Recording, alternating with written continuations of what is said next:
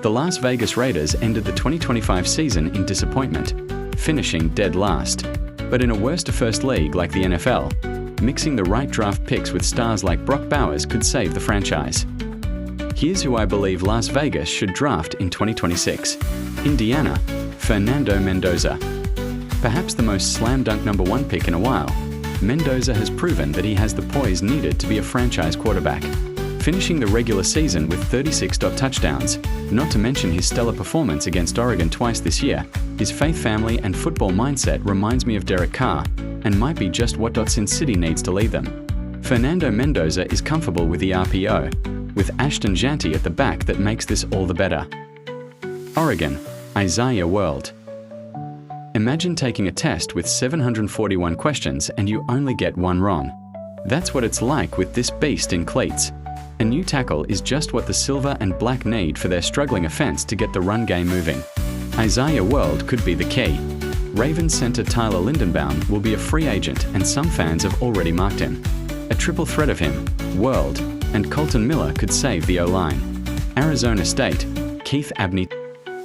Keith Abney II may not appear to be a stat machine, but as a third-round draft pick, this kid out of Arizona State could fill in some defensive gaps Las Vegas desperately needs. When was the last time the Raiders had a solid corner? And in a division against Patrick Surtain at corner, defense is mandatory. Abney had 36 solo tackles and a few picks to boot. Auburn, Eric Singleton Jr. With the first of 3 fourth-round draft picks, Eric Singleton Jr. could be the right choice. What he lacks in height, he makes up for in speed.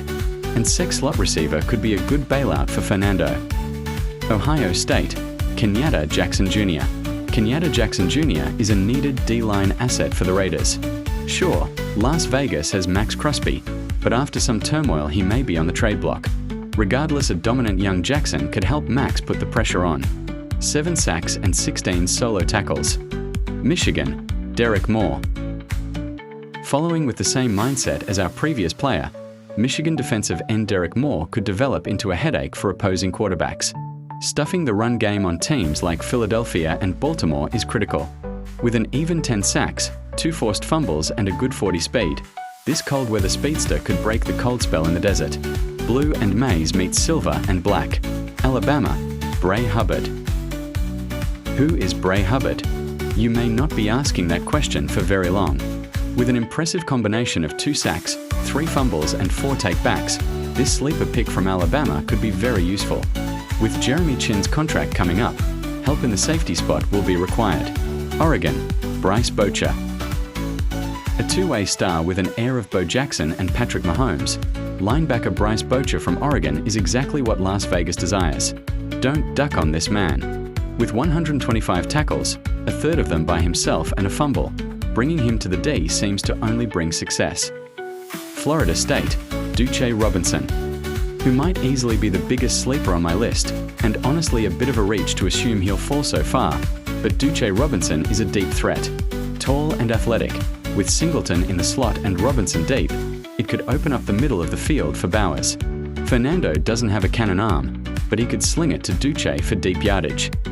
Southern Miss, Josh Moten. It's hard to find highlights of this Southern Miss corner, but defense wins rings, and Josh Moten could be the best lockdown player with 5 picks and a handful of tackles.